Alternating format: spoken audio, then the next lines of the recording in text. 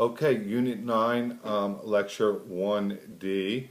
I got some pictures and stuff I want to show you in a little bit. We have to go over some major battles that you have to be aware of, right? You have to know these battles fairly well. They'll be on your quiz, they'll be filling the blanks on your test, certainly on the SOL.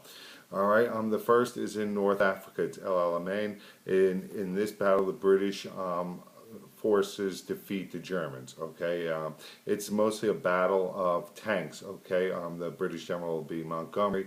The German general is Erwin Rommel, the Desert Fox. Ask me about him too in class. There's some interesting stories. He'll be involved in a plot to assassinate Hitler later on. All right, the Germans were trying to get control of the Egypt and the oil fields in the Middle East and control of the Suez Canal, and that gives them access to India, Britain's jewels. So it was a very, very important battle for the British. It also stopped the Nazis from being able to attack the Soviet Union from the south. Okay, so El Alamein is a military turning point in North Africa for World War II. Right, there's 4 military turning points you have to know. 4. Okay, El Alamein is one. In Europe, there's going to be 2. Stalingrad's in the east. The Soviet army is going to kill or capture hundreds of thousands of German soldiers in a month-long siege of the Soviet city of Stalingrad. This defeat prevents the Germans again from getting the Soviet oil fields and turn the tide against Germany in the east. Okay, it's the military turning point in the Eastern European theater of the war, and from this point on, the Germans are going to be on the defense if the Soviets start pushing them back. The Western Europe turning point is going to be Normandy. The map is right there. It's D-Day, June 6, 1944. It's going to be under the leadership of General Dwight D. Eisenhower. All right, you need to know him. I know he wasn't on the whiteboard. The same with the 5 beaches. All right, there's Juno, Sword, Gold, Omaha, Omaha, and Utah.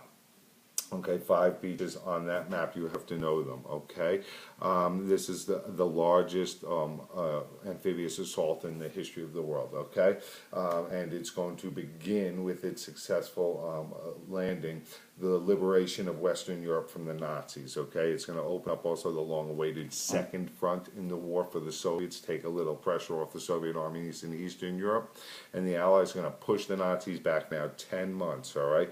10 months, and then Hitler will kill himself. Him and his wife will commit suicide on June 30th, 1945, and then the Germans will surrender less than a month later. So June 6, 1944, we start to push the Germans back in the West, and less than a year later, the Germans are going to surrender, and that's VE Day, Victory in Europe Day, okay? The turning point in the Pacific is going to be the Battle of Midway.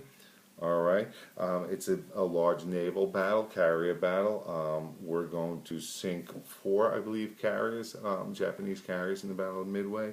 All right, it'll be just a few months after Pearl Harbor, but Midway is going to be the victory that we need to get us up and rolling again, to feel good again. All right, it's going to also take away the ability for Japan to invade Hawaii, all right? And it's going to start us on our island hopping campaign that's going to carry the war closer and closer to Japan. So the Battle of Midway is then a turning point in the Pacific theater. There's 2 other battles I had on the whiteboard earlier, Iwo Jima and Okinawa. These are American invasions of these islands, part of island hopping. That picture there is them raising the flag on Iwo Jima. It's a very, very famous picture. All right, both invasions cost thousands of American lives and even more Japanese lives.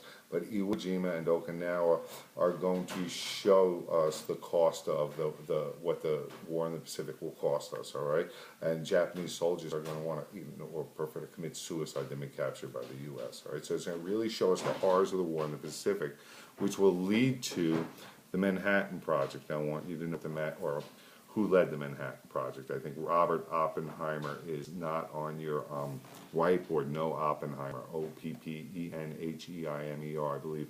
All right, and Manhattan Project. This is the project to develop the atomic bomb. I'll talk about it a little more next lecture.